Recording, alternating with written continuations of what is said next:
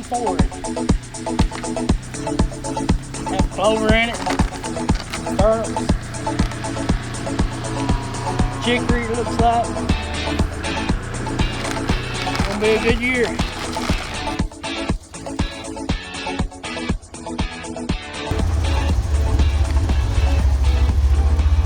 Look at this guy.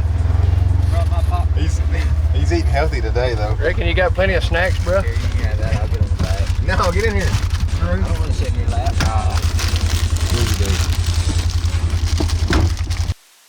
So a couple months back, we purchased our first farm out of state, which was in southern Illinois. And I had been looking for a farm somewhere either in southern Illinois or northern Missouri or somewhere for quite a while. And I happened to come across this one and a couple others that we looked at and ended up buying this one. It's 240 acres, which is not a huge farm, but kind of what sold us on it is close to public land, and the lodge is big where we can take quite a few people with us and hunt public or hunt on our own farm. So I think it's a great opportunity for us. It's different land from what we're used to hunting, but we're excited to see what we can do with it.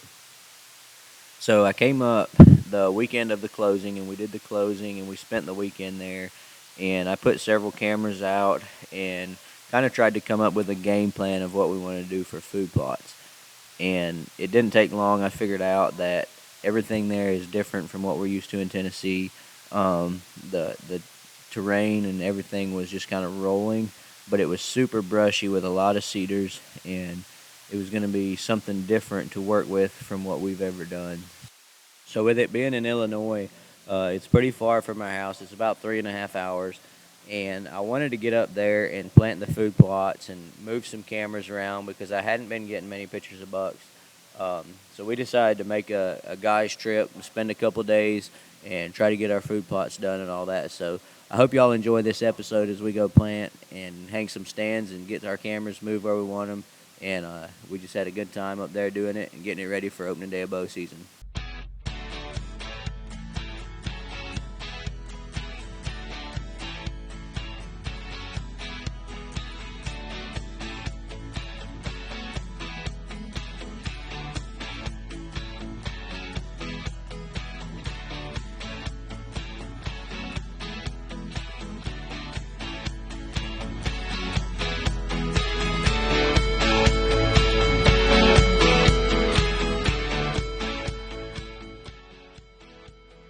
I got Brent and Curtis. They're working on spraying 2 more fields, and Curtis is bush hogging. I'm headed back here to pick out another spot that I'm wanting to put a food plot. So I'm going to look at it and kind of get a game plan. I'm going to let Curtis keep bush hogging the fields that have been food plots, and then where I'm wanting to put a new food plot, I'll probably swap with him and get in the bush hog and kind of figure out what I want to do there once I figure that spot out. So right now I'm just kind of riding around looking, trying to find that spot and see if I can't find a good spot to do that. There's several places that look pretty good. It's just a matter if it works out for good access and stuff. So that's what I'm doing out here, and I'm gonna see if I can't pick me a good spot out here to make a new food plot, and then we're gonna go from there. All right, so I just mapped out this little food plot here. This one, it came out just under ½ acre, which we may go bigger than that when we get to clearing. We'll just have to see kind of what it looks like once we get started on it. It's just so hard to tell right now because everything's so brushy and thick. So once that's all cleared out, we'll be able to see a little bit better. But one good thing about this spot is right in here, there's a tree line that there's no hardwoods, but there's a pretty good tree line right here. So I like to have a tree line or something on the edge of the field to where if we need to put a hang-on set or something on the edge, which this one's small enough that it's probably not gonna matter, but in most cases I like to have something where I can put a hang-on somewhere else throughout the field other than where our shooting house is. It's gonna be a nice little food plot here. Deer be a good bedding area back in this area and all around over here. Be a good bedding area. They'll come out in this food plot. It's going to be a good one. Good bow hunting area here.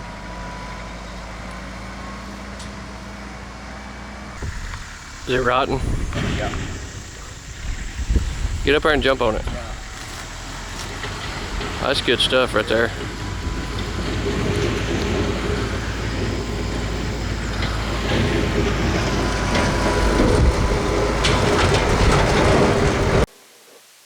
So while I was out marking out new food plots and getting that ready to bush hog and kind of helping Curtis and bush hog, Brent and Rob and Kip were planting and getting the planting done. So they stayed caught up to us pretty close. And by the time we got everything bush hogged and sprayed, then they were right behind us with the planter. So we got all the food plots mostly done on the side of the property where the cabin is, or the lodge. And we got down to the big bottom. We have 100 acres of big timber, and we got down in the timber, and there's 2 food plots down there, and I had bush hogged the one, and I went back and bush hogged the other, and I was following a trail out from where Ethan was there a couple weeks back, and he had bush hogged the trail around, but it was super dry. So somehow I was following his trail, and I kind of ran into a little problem. So I was done back there. I was done looking around, and I was working my way out with the skid steer, and I hit a hole, and it is not good. I'm kind of stuck here.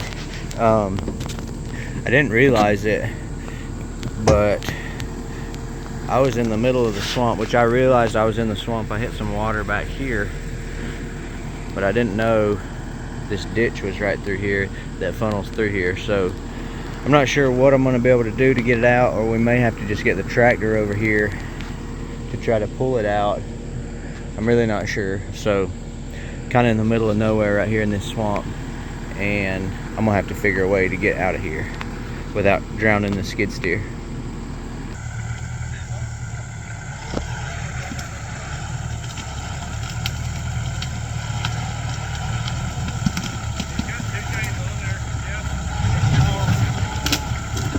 That'd be better.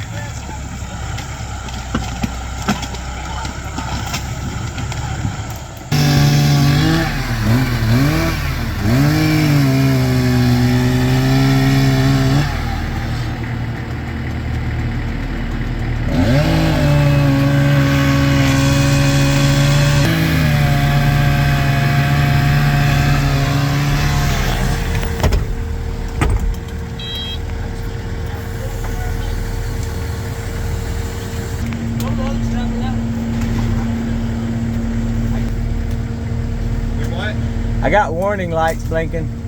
Probably getting water in the back. Alright, so pick it up.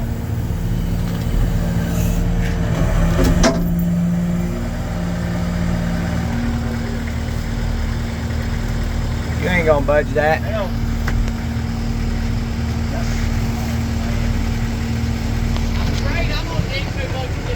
I know. Shorten your chain. Got another chain.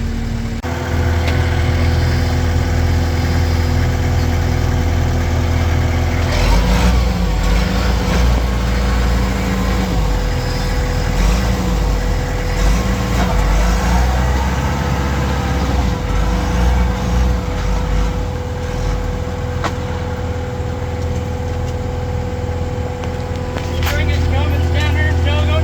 Yeah.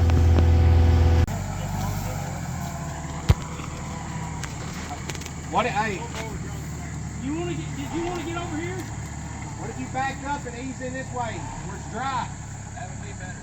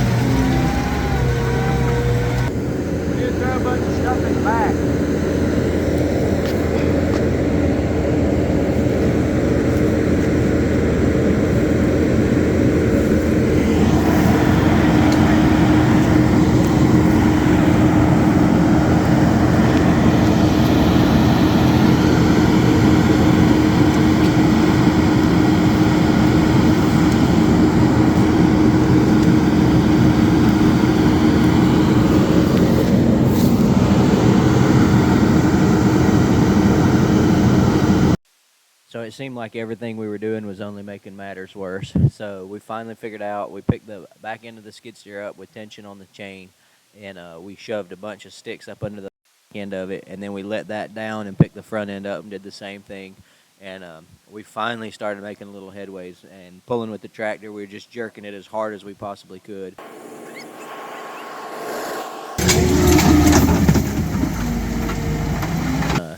It didn't take too long after we started getting it with logs under the tracks and picking up on the skid steer. We were starting to drag it out little by little. What? Alright. Get ready. You gonna get on?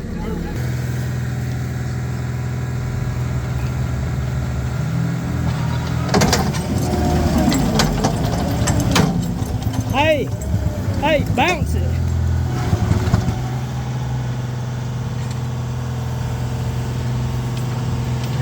When you bounce the boom, it's moving.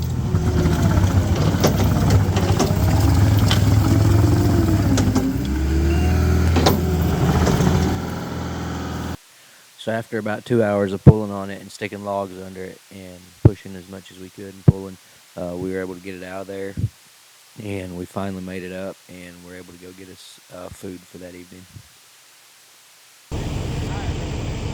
Come to Illinois hunting, I wouldn't suggest using this trail. Old Jeff done marched it up.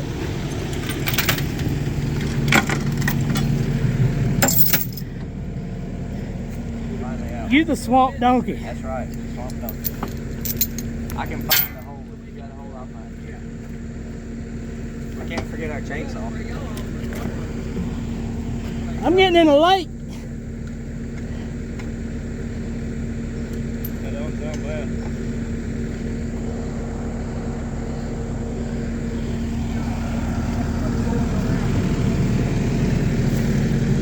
I'm getting that redneck swimming pool when I get back. Do what? I'm getting that redneck swimming pool when I get back. Good thing is we're done for the day. Besides hanging We stands. ain't planted back there. You ain't planted that? Yeah, you We ain't planted the little one. Oh, the little one? Well, we can just broadcast it. We'll hang stands next trip. Tomorrow morning.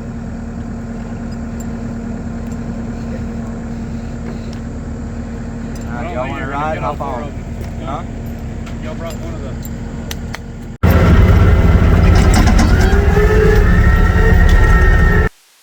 So after we got done planning, the next morning we got up and we put all our hang-on stands up.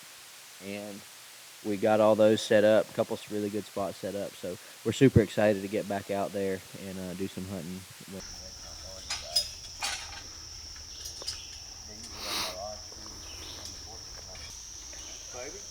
As long as Curtis or Brent don't sit up here and shake this limb while we're hunting.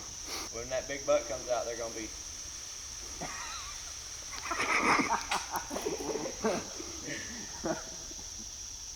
This way too.